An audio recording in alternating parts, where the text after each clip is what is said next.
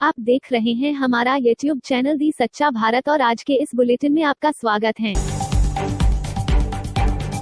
सच्चा भारत में सबसे पहले आप देखेंगे स्थानीय व जिले के समाचार, फिर देखेंगे राज्य व राष्ट्र के समाचार। जिला कलेक्टर असदीप द्वारा जिले में बुधवार को कोरोना के 34 नए मरीज सामने आए। वहीं 32 मरीज स्वस्थ होकर घर लौटे, जबकि बानगढ़ अस्पताल में इलाज के दौरान कोरोना से 2 संक्रमितों की मौत हुई। जिले में कोरोना से अब तक 131 की मौतें हो चुकी है, जबकि अक्टूबर महीने में 21 लोग कोरोना से दम तोड़ चुके हैं। बुधवार को 301 लोगों के सैंपल लिए गए। जिले में अब तक 1,28,921 लोगों की सैंपलिंग हो चुकी है। संक्रमितों का आंकड़ा 9,497 पहुंच गया है। बुधवार को रामदेव रोड स्थित पुलिस चौकी के पास रहने वाले कोरोना संक्रमित 37 वर्षीय युवक ने बानगढ़ अस्पताल में इलाज के दौरान दम तोड़ा। पंचायत राज चुनाव को लेकर बालीपाली में चुनावी सरगर्मियां हुई तेज। दोनों प्रमुख पार्टियां रणनीति में जुटी। चुनाव आयोग द्वारा जिले में नगर परिषदों एवं पंचायती राज की चुनाव की अधिसूचना जारी करने के बाद बाली विधानसभा में अब चुनावी सरगर्मियां तेज हो चुकी है। दोनों प्रमुख पार्टियों के कद्दावर और वरिष्ठ नेता रणनीति बनाने में जुटे हैं। 23 वार्ड के इस पंचायत समिति चुनाव में योग्य उम्मीदवारों की तलाश शुरू हो चुकी है, तो वही अनेक प्रत्याशी अपने भाग्य आजमाने के लिए पार्टी प्रमुख को अपनी दावेदारी जता रहे हैं। शुद्ध के लिए युद्ध अभियान में गठित दल द्वारा पाली शहर के सराफा बाजार में नमकीन की दुकानों पर पहुंच तेल से बनी नमकीन और दुकान में रखा सामानों का गहनता से जांच की, साथ ही शुद्ध रूप से बनी हुई नमकीन ही ग्राहकों को बेचे। टीम को देख दुकान संचालकों ने दुकान के स्टब बंद करते नजर आए। पुलिस द्वारा दुकान के ताले लागते कर्मचारी को पुलिस ने पकड़ा। इस अवसर पर रसद विभाग अधिकारी सुमन तिवारी, चिकित्सा विभाग सहित स्थानीय थाने से पुलिस जाब्ता मौजूद रहा। रेलवे अंडरब्रिज में जलभराव व कीचड़ में फंसा ट्रैक्टर काफी मशक्कत के बाद निकाला बाहर। रायपुर उपखंड क्षेत्र के बरग्राम से होकर मैगरदा ग्राम की तरफ जाने वाले रास्ते में बने रेलवे अंडरब्रिज में बरकरार जलभराव की समस्या से आज भी ग्रामीण परेशान हैं। बीते कई महीनों से राहगीर और बहन वाले इस अंडरब्रिज से परेशान हैं। बार बार उच्च अधिकारियों को आग्रह भी किया, लेकिन अभी तक यहां स्थायी समाधान नहीं निकल पाया। अंडरब्रिज में जलभराव से फैला कीचड़ से कई बार दोपहिया वाहन चालक फिसल जाते हैं, तो वही बड़े वाहन जीप, ट्रैक्टर भी कीचड़ में फंसने से ग्रामीणों को कड़ी मशक्कत करनी पड़ती है। ईद मिलादुन्नबी पर्व पर केजीएन समिति के सदस्यों ने बल्क कैंप शिविर का किया आयोजन। शिविर में समिति के सदस्य सहित समाज बंधुओं ने भाग लेते हुए डोनेट किया अपना ब्लड। पाली के बानगढ़ अस्पताल ब्लड बैंक में हुआ आयोजन। जश्न ईद मिलादुन्नबी के मुबारक मौके पर केजीएन सेवा समिति द्वारा पाली के बानगढ़ अस्पताल के ब्लड बैंक में लगातार 10वीं बार रक्तदान शिविर रखा गया। शिविर में मुस्लिम समाज के युवाओं ने बढ़ चढ़कर हिस्सा लेते हुए ब्लड डोनेट किया। समिति के ने बताया कि ईद मिलादुन्नबी पर्व पर हर बार हमारे समिति पिछले कई सालों से शिविर का आयोजन कर रही है। जोधपुर में सेना के हेलीकॉप्टर की इमरजेंसी लैंडिंग। जोधपुर तिमवरी क्षेत्र के बड़ली बासनी गांव के पास गुरुवार सुबह सेना के एक हेलीकॉप्टर की आपात लैंडिंग हुई। गांव की सरहद के पास हेलीकॉप्टर उतरने से लोगों की मौके पर भारी भीड़ जमा हो गई। जानकारी के अनुसार सेना का एक हेलीकॉप्टर जोधपुर इलाके से गुजर रहा था, तभी उसमें अचानक से तकनीकी खराबी आ गई। इस पर हेलीकॉप्टर में सवार पायलट और सेना के अधिकारियों ने उच्च अधिकारियों को इस बात की सूचना दी। उसके बाद बड़ला बासनी गांव के एक खेत में उसकी आपातकालीन लैंडिंग करवाई गई।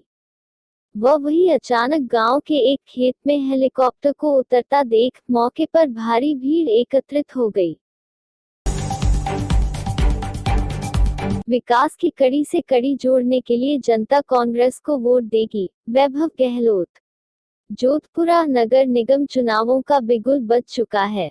29 अक्टूबर को सुबह 7:30 से मतदान शुरू हो चुका है। प्रदेश में हल्की ठंड के बीच मतदाताओं में भारी उत्साह देखने को मिल रहा है।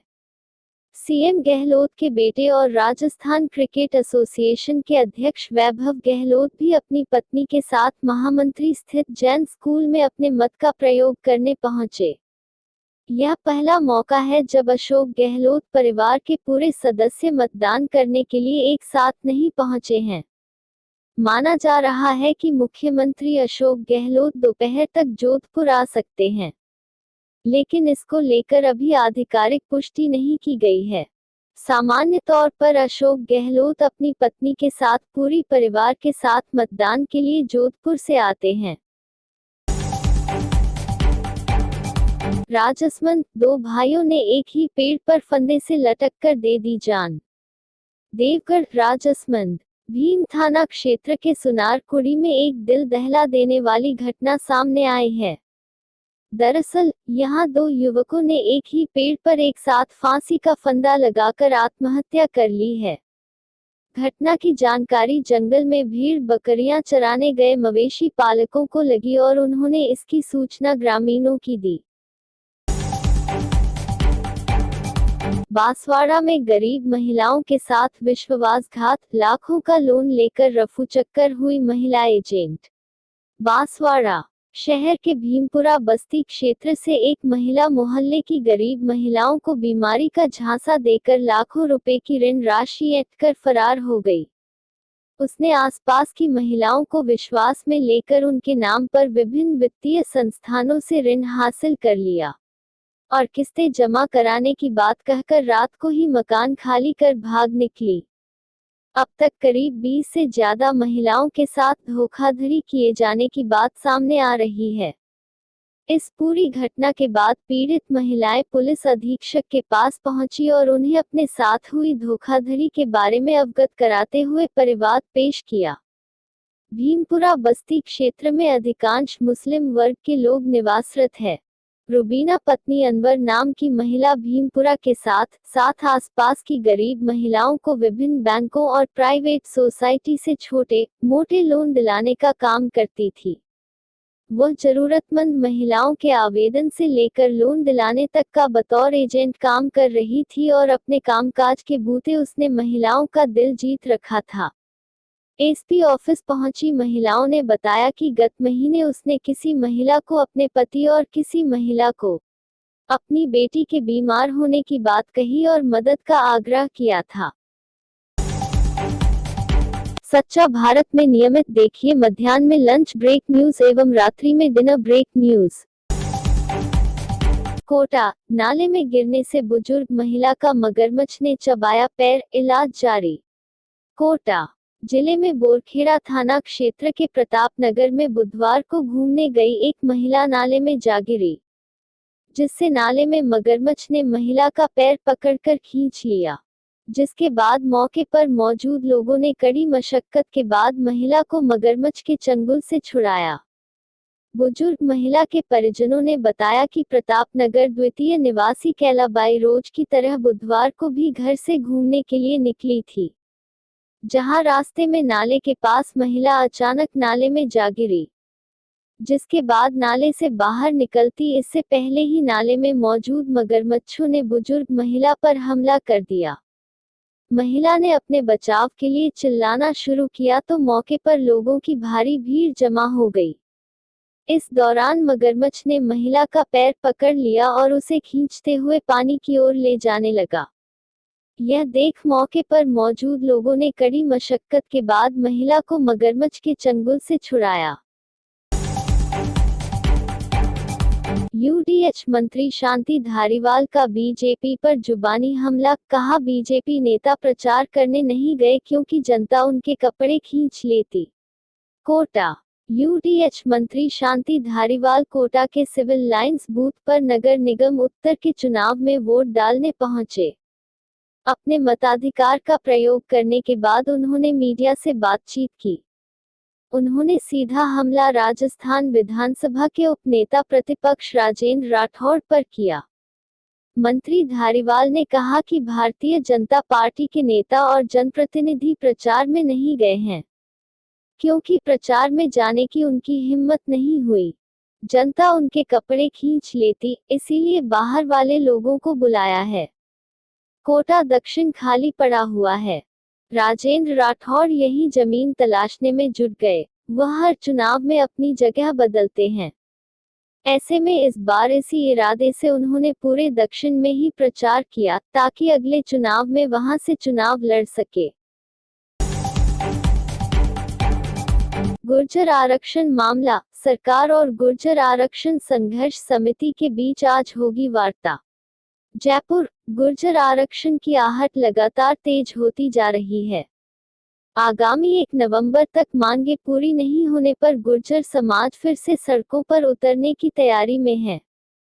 ऐसे में सरकार ने मामले की गंभीरता को देखते हुए गुर्जर आरक्षण संघर्ष समिति के अध्यक्ष कर्नल किरोड़ी सिंह बैंसला सहित संयुक्त संघर्ष समिति के प्रतिनिधि मंडल को गुरुवार शाम वार्ता के लिए बुलाया है। बता दें कि गुर्जर नेताओं ने राज्य सरकार पर वादाखिलाफी का आरोप लगाते हुए मांगे पूरी नहीं किए जाने पर आगामी 1 नवंबर से फिर से आंदोलन करने की चेतावनी दे रखी है। गुर्जर नेताओं का कहना है कि राज्य सरकार आरक्षण के मसले को लेकर कतई गंभीर नहीं है। पिछले दिनों जिन मुद्दों पर सहमति बनी हुई थी, उन पर भी सरकार खरी नहीं उतरी है। ऐसे में लिहाजा समाज को फिर से आंदोलन जैसा कदम उठाना पड़ेगा।